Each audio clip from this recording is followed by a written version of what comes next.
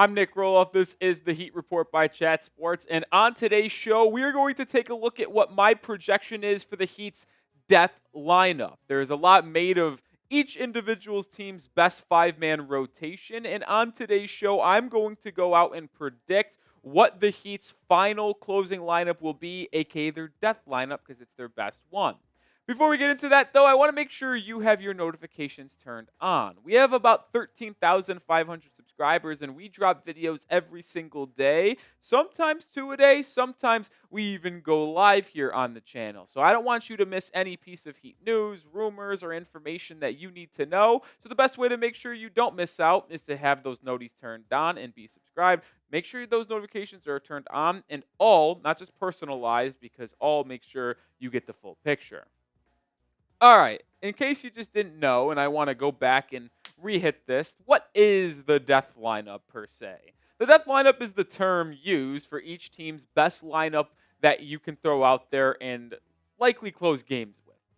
Most widely, famously, well, I don't know what the hell I'm rambling about, but it was well known because of the Golden State Warriors. When they threw out their death lineup of KD, Draymond Green, Curry, Clay, like that's the lineup that they called the death lineup because when you see them out there, well, it doesn't really go well for you. So what is the best lineup that Miami can throw out there for this upcoming season based on their current roster? Well, to me, it's actually pretty tough to project because Eric Spoelstra is one of the best coaches in the NBA, and he uses that to his advantage by riding the hot hand on any given night. If Duncan Robinson's going nuclear, he could be in the lineup. If Tyler Herro's playing well, it could be him. If Jovic has had a good game, it could be him. If Burks is going crazy, he could be in the final lineup. That's what makes Eric Spoelstra so good. He's not afraid to sit down one of his top guys for the end of the game if other players are just simply playing better. But we are going to take a stab at what I think a closing lineup could look like for the majority of these clutch games. Now, there are only two locks for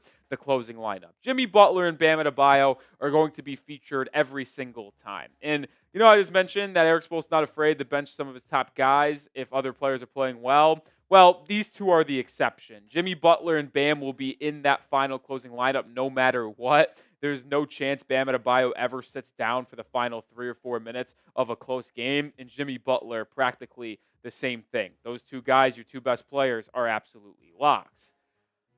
He's not a lock, but I do believe Tyler Herro is as close to a lock outside of Jimmy and Bam that you can find. And many of you at home right now might be sitting up here and saying, what is Roley talking about? How can Tyler Herro be a semi-lock? You want him traded.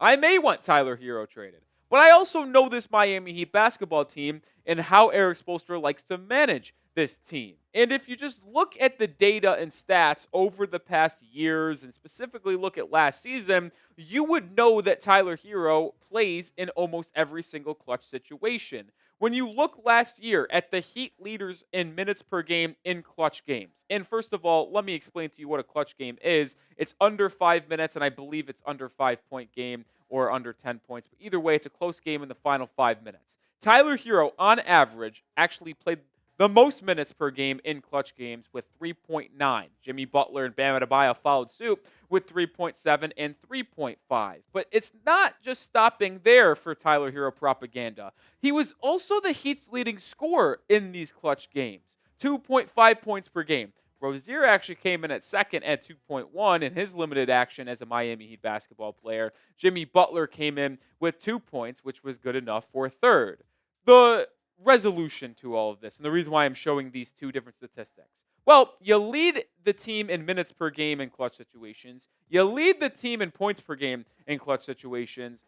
I am going to go on the limb and say that it's more likely than not you will be a closer on that specific team. Now, I don't know if he should. I don't know if he should even be on this team in terms of fitting with Rozier, Jimmy, Bam, and the rest of the crew. But all I know is this. If Tyler Herro is wearing a Miami Heat uniform come end of October when the Heat take the court in regular season action and it's a close game in the fourth, Tyler Herro will be out there probably 90% of the time. It would take a nuclear game from Burks, Duncan Robinson, Jaquez, and Rozier to have Herro sit down and not play in the final moments. I believe Tyler Herro is a lock to be in the closing lineup and in the death lineup, if you will. But the question is, will he be a starter? Myself is called out for either one of Rozier and Herro to head to the bench to start the season. But what say you? Will Tyler Herro be a starter on this Heat team? Type Y for yes or type N for no. All right, we're starting to move away from what the locks are and now of what my projections are going to be. And I am going to project Jaime Jaquez Jr. to be in the death lineup. And you know, if you've watched the channel over the past couple weeks, I don't think Jaquez Jr. is going to start. I think he's going to be the 6th or 7th man on this team. But being in the final 5, that I can absolutely get behind. And Erik Spoelstra has been very bullish of Jaquez ever since he entered the league as a rookie from UCLA. Spoelstra had this specific quote on Jaime Jaquez Jr. during the 2023 season. Spo said it seemed like every 10 days or 2 weeks that would be a natural progression to add more onto his plate. And then we had injuries, so it made sense to give him more responsibilities. And every time we did that, he handled it very well. He earned it. So even as a rookie, he was given large responsibilities on that Heat team, whether it be closing late in games, whether it be starting games in the absence of Jimmy Butler. He was trusted to have a big workload last year as a rookie. And now in year 2, after a full offseason, working with Spo at Team USA Select Camp when they were training at UNLV, dominating Summer League, I expect Jaquez to have a big role in 2024, and I expect him to take a leap. The 2 things that he wanted to improve on specifically, and he told this to reporters in his end-of-season press conference, was his ability to be a better shooter off the catch and be a better perimeter defender. Well, as long as Triple J improves off the catch from three-point land and his on-ball defense also improves, I think he is lineup proof. What do I mean by that? Well, there are some lineups where Jaquez couldn't play in last year because there just simply wasn't enough three-point shooting, and he didn't really provide any more of that.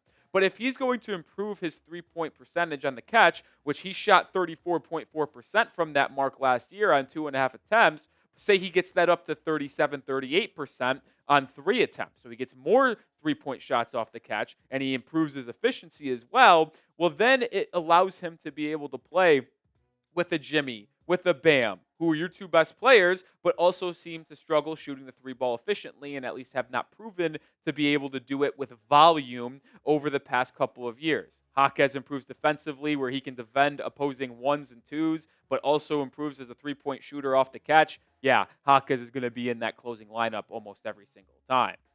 We got more to talk about here, but I want to make sure you are hooked up with some Miami Heat gear. $8 off this sweet Miami Heat hat. I've shown it a couple times on the channel because I think it's awesome, and I got to get myself one as well.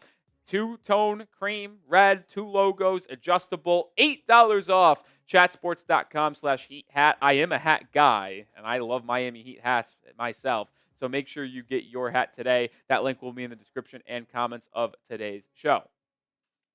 All right, so the question is, we have Jaquez, we have Herro, we have Jimmy, we have Bam. There are a lot of different options on who could be the final piece for the Heat's death lineup/closing lineup. I think these 5 names are going to be in the running for that final spot. We'll start first by talking about Kel'el Ware here. I think it's a little too early to put him in the death lineup. Next year, maybe so. But as a rookie, I am not sure he's going to be able to play down the stretch when he has to worry about NBA physicality. And I'm not so sold on, at least as of now, I need to see it, Ware and Bam being able to play together in effective moments. They'll do it at times this year, but in the biggest moments of the game, I don't think Ware and Bam can play together, which is why I take Kel'el Ware out of the running so far. But now here comes Duncan Robinson, who is a very intriguing player, because if he's hot and he's shooting the ball well from deep, it's hard to take him out because of how much attraction he has from opposing defenses. But the issue is, if we have Tyler Herro in the lineup, him and Duncan, although it's good offensively, I don't know if I trust those 2 in big-time moments on the defensive end of the floor. So Duncan Robinson, I don't think gets in. Nikola Jovic, who I think is going to be the starting 4 next to Bam Adebayo in between Jimmy. I hope that Jovic can be that guy that plays alongside Jimmy, Bam, Jaquez, and Herro. But I don't think it is his time just yet due to the fact he still has his defensive liabilities, just like Duncan Robinson. And I don't want to pair up two subpar defenders in Jovic and Herro with the three main guys of Jaquez, Jimmy, and Bam. So that leaves us with these two players as the final piece in my mind. Many people might think Terry Rozier is the best option, who is the best offensive player out of anybody we had on this list, and is the reason why maybe Pat Riley went out and traded for him before the NBA trade deadline just 7 or 8 months ago. But I am actually going to go with Haywood Highsmith as the final piece of this Miami Heat death lineup. And I know people are going to be like, how can you have Highsmith in this lineup? He is not that good offensively. I think Highsmith is much better than people realize. I am higher on him than most people, especially in the Heat space and Heat fans. And sure, do I get frustrated with Haywood at times due to his lack of ability to put the ball on the deck and execute good decisions with the ball in his hands? Sure. But when you really think of what this lineup can really entail for the Miami Heat, I think it can just be absolutely special when you have Tyler Herro, you have Jaime Jaquez Jr., you have Haywood Highsmith, you have Bam Adebayo. I truly do believe that these five players can be absolutely sensational for the Heat. Just think of how you have in terms of this versatility. You have Jaime, you have Jimmy, you have Highsmith, Bam. All four of those players can play defensively at any position. You have Herro at taking your lead ball handling skills. But I could also trust Jaquez and Bam and Jimmy kind of to take the pressure and bring the ball up at times. So to me, it's got offense, it's got defense, and I am really interested to see how many times we see this lineup in full for the Heat this upcoming year. But be honest with me. You saw it right there on screen. Scale my Heat death lineup. 1 to 10 is what I want you to do. I gave my prediction. I don't think it's what... Well, I think it should be what it is, but I don't know if Spo's going to go that way. But if that is the closing lineup for Miami, scale on a 1 to 10. I alluded to it just a second ago, but why I like this lineup is because I believe you have enough shooting. Bam's improving as a three-point shooter. I think Jaquez is improving as a three-point shooter. Herro's already your first or second best three-point shooter. Jimmy can make some threes in big situations. And then you also have Haywood Highsmith, who shot 40% from three a year ago. If he's able to stay that mark and increase his volume a little bit, you have the shooting. But the defense is what makes that lineup so attractive to me because we know Eric Spoelstra likes to play a switch-style defense. And when you have the size in that lineup, the smallest player, folks, is Tyler Herro and Haywood Highsmith at 6'5". Jimmy's 6'6". Jaquez is 6'6". Bam's 6'9", 6'10". So I know you don't have a ton of size, but you can switch everything defensively. And I would trust Jaquez, Highsmith, Bam, and Jimmy to guard anyone on the perimeter, but also maybe have to work inside a little bit on bigger players. So you only have one defensive liability in Herro. You have four great defensive players. You have the shooting with Herro, Highsmith, Jaquez, and then you have the two-way guys that can get a bucket in the mid-range at the rim in Bam Adebayo and Jimmy Butler. I actually really like that lineup, and I'm intrigued to see what you guys scaled it down below in the comment section. All right, that's going to do it for today's show. If you have any more thoughts on who the Heat's starting lineup or closing lineup should be, and if you have anything, I guess, that you don't like that I said on today's show, you can go do it over on my Twitter at Nic_Rohloff. But make sure you're following me because I'm talking about the Heat every single day, so give me a follow.